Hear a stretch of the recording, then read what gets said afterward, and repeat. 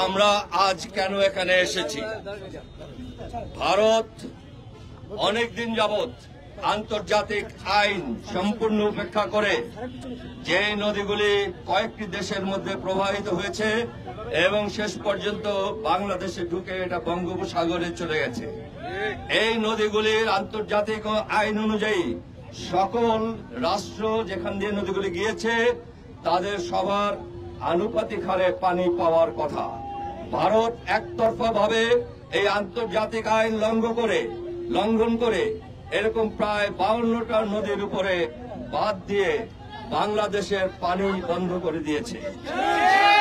এতে বাংলাদেশের যে ক্ষতি হয়েছে, 1 নম্বর হচ্ছে আমাদের যে সমস্ত জমিতে আগে ফসল হতো সেই ফসলি জমিগুলি এখন পানির অভাবে একদম বিরান হয়ে গেছে এবং আমাদের ফসল উৎপাদন কমে গেছে।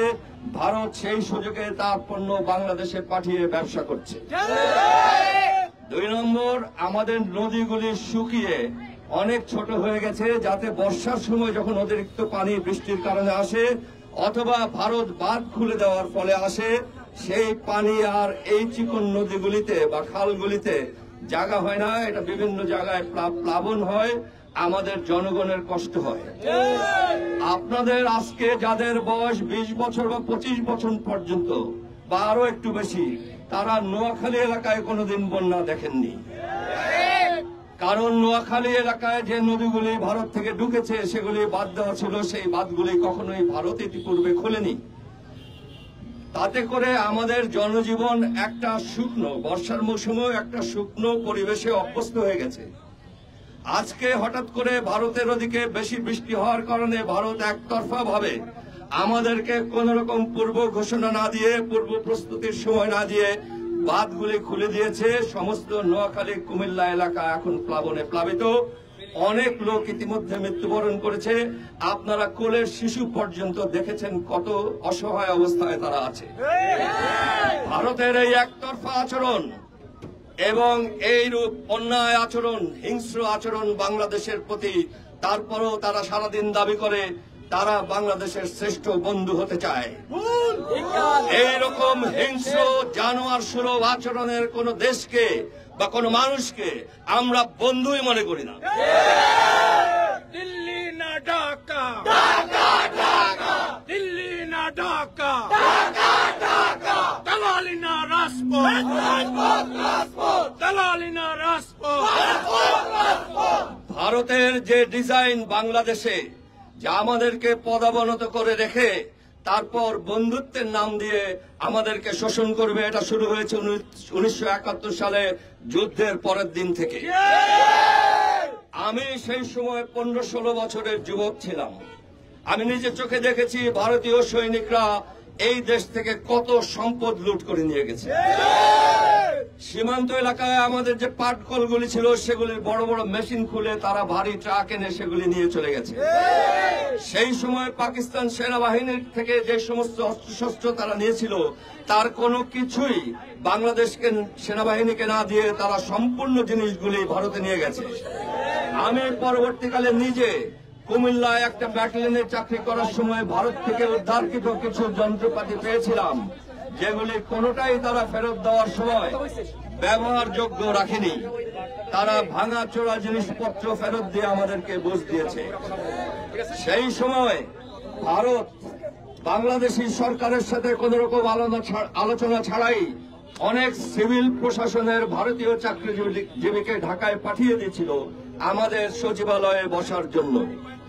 সেই 71 সাল থেকে ভারত আমাদের যুদ্ধে যে সহযোগিতা করেছিল, সেই সহযোগিতার বড় উদ্দেশ্য আমাদেরকে স্বাধীন করার থেকে বেশি ছিল এই দেশটাকে পদাবনত করে এখানের এই 18-20 কোটি মানুষের বাজারটা দখল করা আর তৎকালীন পাকিস্তানকে ভেঙে 2 টুকরা করা।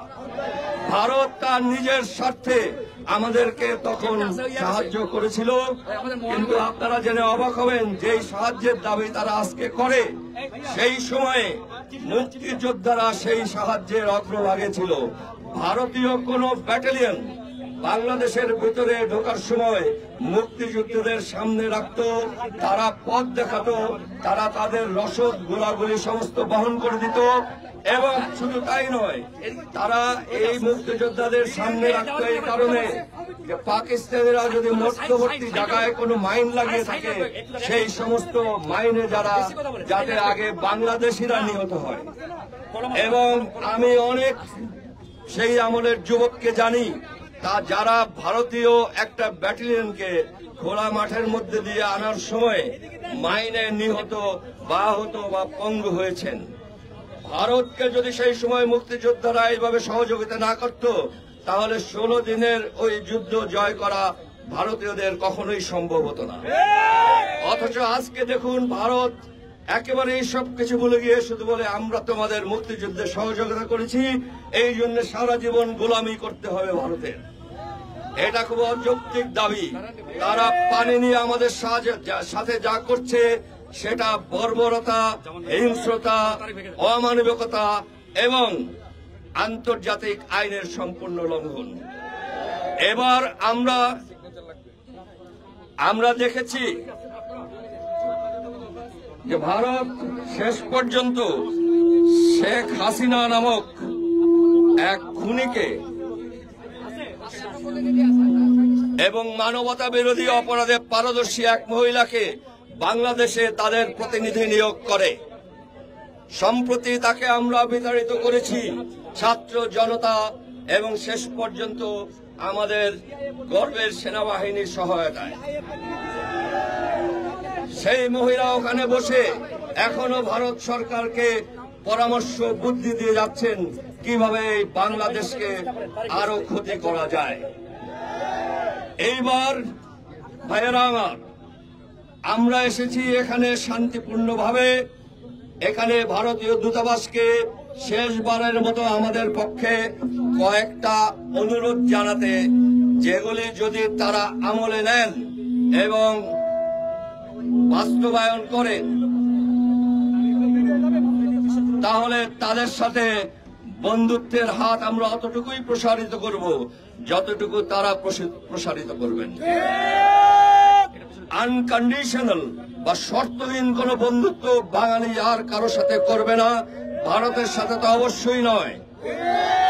যদি আজ থেকে আগামীতে একটা রিজনেবল সময়ের মধ্যে ভারত বন্ধুত্বের কোন নিদর্শন না দেখাতে চায়, ভারত সারাদিনই তাদের মিডিয়ায় বলতে থাকে এখানে হয় সবাই মার্কিন গুপ্তচর অথবা সবাই পাকিস্তানের গুপ্তচর বা চায়নার গুপ্তচর, বাংলাদেশি নাগরিককে ভারত চোখে দেখে না। তাদেরকে বা সমস্ত বাঙালি জাতি একসাথে হয়ে একবার দেখাতে হবে, তোরা দেখ বাঙালি জাতি আছে এবং কিভাবে আছে। আমরা এইবার যদি ভারতের থেকে বন্ধুত্ব সুলভ কোনো সাড়া না পাই, তাহলে এই বন্ধুত্বের চ্যাপ্টারটা আমরা আগামী অনেক দিনের জন্য ক্লোজ করে দেব। এবং ভারতের সাথে আমরা বুঝতে চাই তারা কত বড় শক্তি। আমাদেরকে ভয় দেখাবেন না, আমাদেরকে আণবিক বোমা দেখাবেন না, আমাদেরকে বড় বড় কামান বন্দুক দেখাবেন না। ওগুলি আমরা অনেক দেখেছি। বাঙালি অপরাজেয়। মনে রাখবেন, বাঙালি যদি একবার জেদ চাপে, এই 18 থেকে 20 কোটি লোক নিয়ে আমরা ভারতে ঢুকে যাব। আপনারা চারিদিকে শুধু অন্ধকার দেখবেন, যেবার এবার আপনাদের বন্ধু হাসিনা দেখে গেছে। বাংলাদেশ নির্ভর করে তার জনশক্তির উপরে, এবং এই জনশক্তি এমন অপ্রতিরোধ্য জায়গায় যেতে পারে দেশ প্রেমে তাড়িত হয়ে এবং দেশের ভালোর জন্য। সেটা পৃথিবীর আর কোন জাতির সাথে তুলনা হয় না এবং আপনাদের ভাবনার অনেক বাইরে। হাসিনাকে জিজ্ঞেস করবেন, উনি দিল্লিতে আপনার কাছেই আছেন, 4 তারিখের রাতটা ওনার কেমন শঙ্কায় কেটেছে। তাহলে বুঝতে পারবেন বাঙালিকে কিভাবে ডিল করতে হবে। আমি চাই শান্তিপূর্ণভাবে সব সমাধান হোক। আমি চাই আপনারা বন্ধুত্বের হাত বাড়ান। আমি চাই একটা প্রতিবেশী রাষ্ট্র আমার বন্ধু থাক, কিন্তু কোন কারণে যদি সেই প্রতিবেশী রাষ্ট্র মনে করে তার এটা প্রয়োজন নেই, তাহলে সে তার নিজের বুঝ বুঝুক, আমি আমারটা বুঝবো। এইবার এই সমস্যা চলাকালীন সময়ে ভারতের পক্ষ থেকে অনেকবার বলা হয়েছে তাদের দুর্বলতা কোথায়। সবাই যখন মনে করে বাংলাদেশ ভারতের তুলনায় একটা ছোট দেশ এবং ওর 3 দিকে ভারতীয় বর্ডার, আমি মনে করি আমরা বাঙালিরা, আমরা বাংলাদেশ ভারতের পেটের মধ্যে একটা টাইম বম। এটা নিয়ে বেশি নাড়াচাড়া করবেন না। আমার ভারতীয় বন্ধুদের বলছি, এই টাইম বোমটা নিয়ে নাড়াচাড়া বেশি করলে এটা যদি আপনার পেটের মধ্যে ফুটে যায়, তাহলে পূর্ব ভারতের রাষ্ট্রগুলিতে যাওয়া আসার, বাণিজ্য করার এবং সুখ শান্তির সব ব্যবস্থা নষ্ট হয়ে যাবে। ধন্যবাদ সবাই।